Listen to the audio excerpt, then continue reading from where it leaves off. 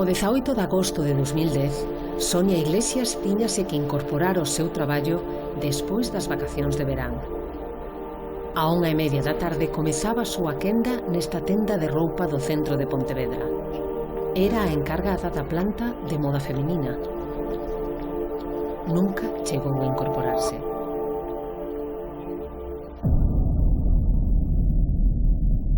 A que parecía unha mañá normal ía ser a derradeira na que se terían noticias de Sonia.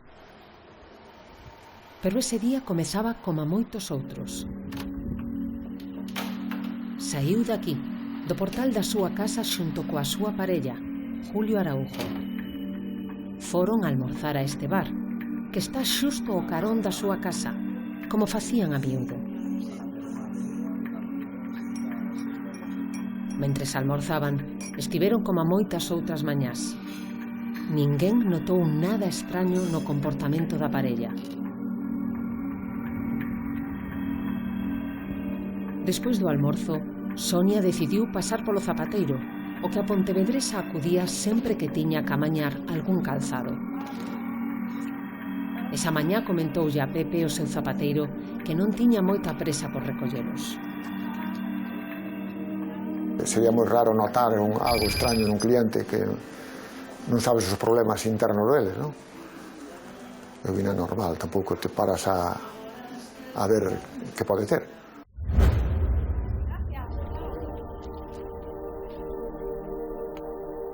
Contra as 10:15 da mañá, Sonia saíu do establecemento. Segundo testificou Julio, despediuse del dicíndolle que ía facer uns recados a pé antes de incorporarse ao traballo, contra 1:30. Esas 3 horas son a clave da investigación. Que pasou ata que as súas compañeiras de traballo a botaron en falta?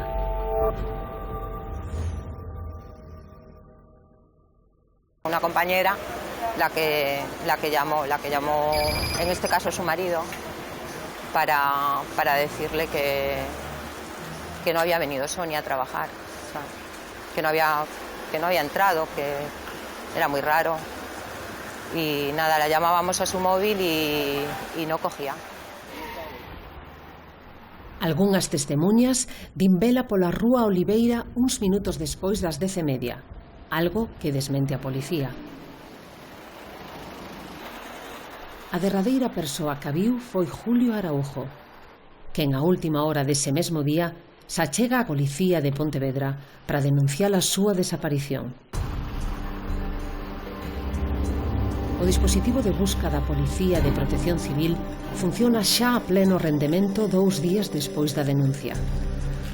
Patrullas terrestres percorren os arredores de Pontevedra. En helicóptero vixían calquera posible movimento e as lanchas motoras percorren o río Lérez. Estes primeiros momentos son fundamentais na investigación para atopar pistas.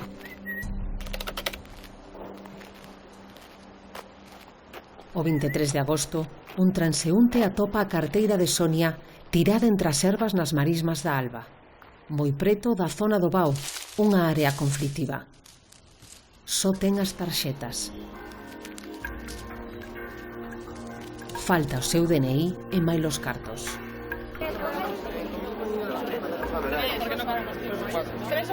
Isto anima a moitos veciños a tentar botar unha man para atopar novos datos. O 29 de agosto organízase unha gran batida na que participan unhas 800 persoas, ademais da propia policía e outros corpos como a Protección Civil. Buscan a pé, con motos e mesmo a cabalo. Foi a máis numerosa, pero non a única. A partir de aquí houbo moitas máis, pero todas co mesmo resultado. Non aparece nada sobre o paradoiro de Sonia.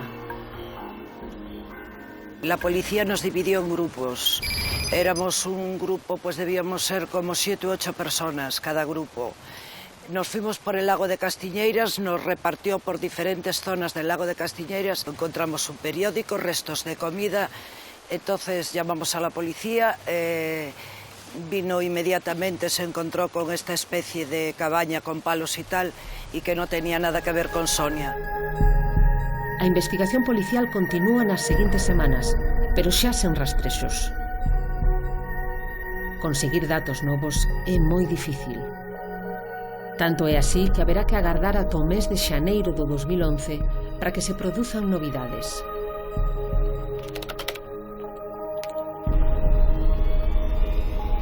O día 26, moi preto da casa de Sonia, unha condutora atopa debaixo do seu coche o carné de conducir da desaparecida. Non se aprecian signos de que levase moito tempo a intemperie. Para a policía este achado non aporta moita información. O paso máis importante neste tempo chegará do xulgado número 2 de Pontevedra en xullo de 2012. Julio Araujo é chamado a declarar ante o xuíz para comprobar se existen contradiccións nas versións que lle deu a policía. Araujo queda en liberdade, pero sae do xulgado como único imputado neste caso. A nivel xudicial, o caso reactívase nos últimos días. A finais de setembro, a audiencia estima que sexa o xulgado de violencia sobre a muller quen leve o caso. A nova maxistrada decide levantar o segredo de sumario para que as partes poidan coñecer todo o seu contido.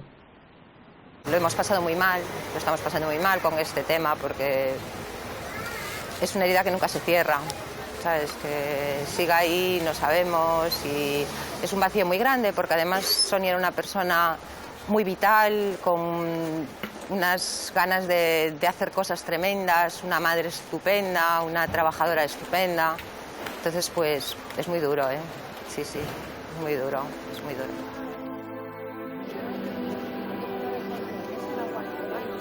Mentres, os compañeiros de Sonia, os veciños e a súa familia continúan as manifestacións para lembrala. Cando xa pasaron algo máis de 3 anos da súa desaparición, piden que a investigación non pare. Ademais, queren reclamar a custodia do fillo de Sonia, que a día doxe continúa vivindo co seu pai.